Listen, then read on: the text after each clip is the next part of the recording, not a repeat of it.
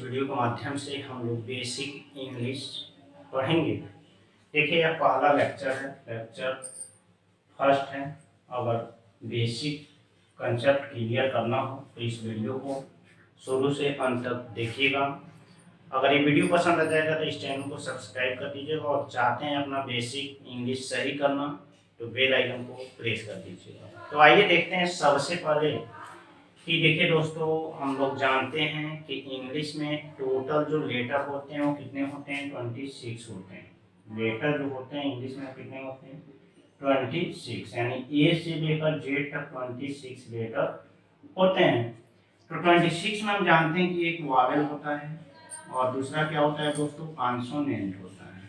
क्या होता है, कॉन्सोनेंट। मतलब वावेल कितने होते हैं, 5 होते हैं। 26 में से 5 को घटाएंगे तो 21 क्या बच जाते हैं, कॉन्सोनेंट बच जाते हैं। वावेल कौन कौन से होते हैं, तो वावेल होते हैं ए, ई, आई, ओ, यू। ये क्या होते हैं, वावेल होते हैं। और इसको छोड़ के मतलब ए से जेड तक अगर ए, ई, आई, ओ, यू को छोड़ दें तो जो बचेगा वही क्या होता है, कॉन्सोनेंट होता है। जैसे B, C, D, F, ji, H, J up to dot dot. मतलब इसको छोड़ दीजिएगा, एक कॉन्सोनेंट हो जाता है। इतना तो बेसिक था, इतना सभी लोग जानते होंगे, नहीं जानते हैं कोई बात नहीं। वावेल को हिंदी में क्या बोलते हैं दोस्तों, तो वावेल को हिंदी में स्वर बोलते हैं। और इंग्लिश में देखिए दोस्तों, कॉन्सोनेंट को हिंदी में क्या बोलते हैं, तो इसे व्यंजन बोलते हैं। क्या बोलते हैं, व्यंजन बोलते हैं। यानी कि इंग्लिश में व्यंजन कितनी होती हैं, 21 होती हैं और स्वर कितनी होती हैं, 5 होती हैं। जबकि हम हिंदी में जानते हैं कि व्यंजन हिंदी में क से अज्ञा तक, हिंदी में व्यंजन कितने होते हैं, क से अज्ञा तक नहीं, व्यंजन की बात करें तो व्यंजन कुल 33 होते हैं हिंदी में। और स्वर कितने होते हैं दोस्तों, 11 होते हैं। हिंदी की बात की जा रही है। जबकि इंग्लिश में 5 वावेल होते हैं और कॉन्सोनेंट 21 होते हैं।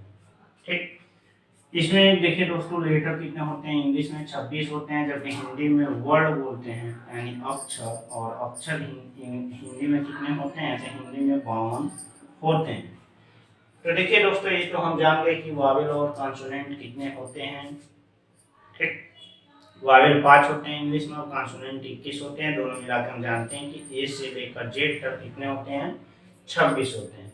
अब देखिए दोस्तों, एक छोटा सा मिस्टेक होता है कि छोटी क्लासों में पढ़ाया जाता है कि ए, ई, आई, ओ, यू के पहले हम आर्टिकल का यूज करते हैं, ठीक, एन का।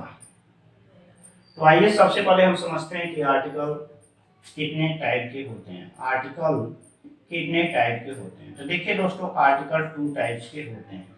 आर्टिकल कितने टाइप्स के होते हैं, 2 टाइप्स के। एक होता है डेफिनेट आर्टिकल। क्या होता है, डेफिनेट आर्टिकल। और दूसरा होता है इनडेफिनेट आर्टिकल। Indefinite article. अब डेफिनेट मतलब क्या होता है दोस्तों, तो निश्चित होता है। डेफिनेट मतलब निश्चित होता है और इनडेफिनेट मतलब अनिश्चित होता है। अनिश्चित होता है। डेफिनेट का अपोजिट वर्ड। ठीक दोस्तों, आर्टिकल 2 प्रकार के होते हैं, एक डेफिनेट आर्टिकल होता है और एक इनडेफिनेट आर्टिकल होता है। ठीक, और आर्टिकल कुल मिला के 3 होते हैं। डेफिनेट आर्टिकल में 2 आता है, डेफिनेट आर्टिकल में केवल 2 आता है, और इनडेफिनेट आर्टिकल में ए और एन आता है। ए और एन आता है। ठीक, अब देखिए दोस्तों, ये आर्टिकल जो होते हैं ये किसी नाउन के पहले हम यूज करते हैं। नाउन के पहले आर्टिकल यूज करते हैं, दो का यूज, और ए और एन का यूज नाउन के पहले होता है। अब देखिए दोस्तों, ए और एन का यूज हम, ए और एन मतलब क्या होता है, एक होता है। मतलब किसी सिंगुलर नाउन के पहले हम इसका यूज करेंगे। ठीक, अब बात आती है दोस्तों कि कहाँ पे हम एन का प्रयोग करते हैं। एन का यूज किस वर्ड के पहले करेंगे और ए का यूज किस वर्ड के पहले हम करते हैं। 2 आर्टिकल दूसरे वाले वीडियो में लाएंगे। तो यहाँ पे ए और एन का हम प्रयोग पढ़ेंगे। और का प्रयोग हम कहाँ करेंगे, तो छोटी कक्षाओं में पढ़ाया जाता है कि कॉन्सोनेंट के पहले हम ए का प्रयोग करते हैं। मतलब जो वर्ड कॉन्सोनेंट से स्टार्ट हो उसके पहले हम क्या करेंगे, ए का प्रयोग करेंगे। और जो वर्ड वावेल से स्टार्ट हो उसके पहले हम एन का प्रयोग करते हैं, लेकिन यहाँ पे थोड़ी सी मिस्टेक हो जाती है। देखिए दोस्तों, जो भी हम यूज करते हैं ये सही है, लेकिन सबसे पहले हम ए और एन का यूज करने के लिए प्रोनाउंसिएशन यानी उच्चारित जो हम करते हैं उसके आधार पर हम करते हैं। ठीक, जैसे यहाँ पे कुछ एग्जाम्पल लिखा हुआ है और दिया है कि यूज ए और एन। ठीक, तो ए ऑब्लिक एन का प्रयोग करना है, यूज करना है। तो देखिए दोस्तों, यहाँ पे एन का प्रयोग आपको वहां पे करना है, आपको उच्चारित करना है, इंग्लिश वर्ड को प्रोनाउंसिएशन करना है। अगर अ से ओ के बीच में, अ से ओ के बीच में, ठीक, यानी कि हिंदी में जो स्वर होते हैं अ से लेकर अ तक, इसके बीच में अगर आते हैं प्रोनाउंसिएशन करने पे तो उसके पहले आप एन लगाएंगे। ठीक, और क संज्ञा के बीच में अगर आप प्रोनाउंसिएशन करते हैं और क संज्ञा के बीच में वर्ड अक्षर आता है पहला तो उसके पहले ए का प्रयोग कीजिएगा। आइए अब देखते हैं, जैसे यहाँ पे देखिए, इसके पहले अगर हम वावेल से करें, इंग्लिश के वावेल से, तो यहाँ पे यूज होगा एन, लेकिन ये क्या हो जाएगा, गलत हो जाएगा। हमको प्रोनाउंसिएशन करना है, उच्चारित करना है, तो इसको क्या पढ़ते हैं दोस्तों, तो हम बोलते हैं यूनिवर्सिटी, यूनिवर्सिटी बोलते हैं, यूनिवर्सिटी बोलते हैं। अब देखिए पहला लेटर वावेल तो है, लेकिन हिंदी में य आ रहा है, तो य क संज्ञा के बीच में आएगा। य कहाँ से आएगा, क संज्ञा के बीच में आता है, इसीलिए इसके पहले क्या होगा दोस्तों, ए होगा। ठीक, फिर से देखिए दोस्तों, जो दूसरा है यूरोपियन, यूरोपियन ई तो है, वावेल ई है, लेकिन इंग्लिश के माध्यम से हम करें तो यहाँ पे एन यूज होना चाहिए, लेकिन ये गलत हो जाएगा। उच्चारित करेंगे तो इसको लिखेंगे यूरोपियन, यूरोपियन। तो देखिए क संज्ञा के बीच में यह आता है, इससे इसके पहले क्या होगा, ए होगा।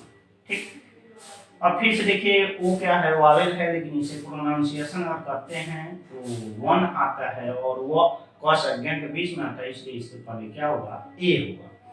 फिर से देखिए दोस्तों, यहाँ पे एच है, लेकिन इसे हम एच को साइलेंट कर देते हैं और एच साइलेंट करके हम पढ़ते हैं ऑनेस्ट, नेक्स्ट पढ़ते हैं। तो देखिए फिर से पास से अज्ञा के बीच में नहीं आएगा, और से अ के बीच में आएगा, और ये क्या हो गया, एक स्वर हो गया, और इसके पहले क्या होगा, एन होगा। ठीक, फिर से शॉर्ट फॉर्म है मेंबर ऑफ लेजिस्लेटिव असेंबली, तो फिर से इसको हम एम पढ़ेंगे, M.L.A। ठीक, तो देखिए अ से अ के बीच में ए आएगा, इसलिए इसके पहले क्या लगाएंगे दोस्तों, एन लगाएंगे। एम कॉन्सोनेंट था, एम क्या था, कॉन्सोनेंट था, लेकिन प्रोनाउंसिएशन यानी कि उच्चारित जब हम किए तो ए से स्टार्ट हो रहा है एम। ठीक, इसलिए इसके पहले एन लगेगा, डी एम। ये देखिए दोस्तों कॉन्सोनेंट है तो इसके पहले ए लगेगा, डी एम। ठीक, अब देखिए एस क्या है, कॉन्सोनेंट है, लेकिन हम हिंदी में कैसे लिखेंगे, एस डी एम। ठीक, इसलिए इसके पहले ए से शुरू हो रहा है, ए आया है, इसलिए इसके पहले क्या होगा, एन। एच एम टी, देखिए दोस्तों एच कॉन्सोनेंट है, ए आप प्रयोग करते हैं, लेकिन ये गलत हो जाता है। एच हम लिखेंगे तो एच लिखेंगे तो इसके पहले क्या होगा, ए और एन होगा, क्योंकि ए से स्टार्ट हो रहा है। एम में एक डिग्री होती है, फिर से एम और डॉट ए, तो ए तो आया दोस्तों शुरू में, और एक इसके बीच में आएगा, और से और के बीच में आएगा, इसलिए इसके पहले क्या होगा, एन होगा। ठीक, अब इतनी बात आपको समझ में आ गई होगी। ए होता है एलिफेंट, एलिफेंट होता है। ठीक, इसलिए इसके पहले क्या होगा, एन होगा। एग होता है, इसके पहले एन होगा। फॉक्स, फॉक्स, फॉक्स है, तो इसके पहले क्या होगा दोस्तों, ए होगा। ठीक, फिश, ऑक्स, क्या है, ऑक्स, तो आ रहा है और से के बीच में है, इसलिए इसके पहले क्या होगा, एन प्रयोग होगा। एक्स, एक्स मतलब कुल्हाड़ी होता है, और एक ए किस में आएगा, ए किस में आएगा, और से अ के बीच में आएगा, इसलिए इसके पहले क्या होगा, एन होगा। ये है बुक, क्या है दोस्तों, बुक है, और बो का अज्ञा के बीच में आएगा, इसलिए इसके पहले क्या होगा, ए होगा। Apple, Apple. तो ए और से आपके बीच में आएगा, इसके पहले क्या होगा, एन। ठीक। मंकी, मंकी, मंकी मतलब म आ रहा है तो सेकेंड के बीच में आएगा तो ए लगेगा।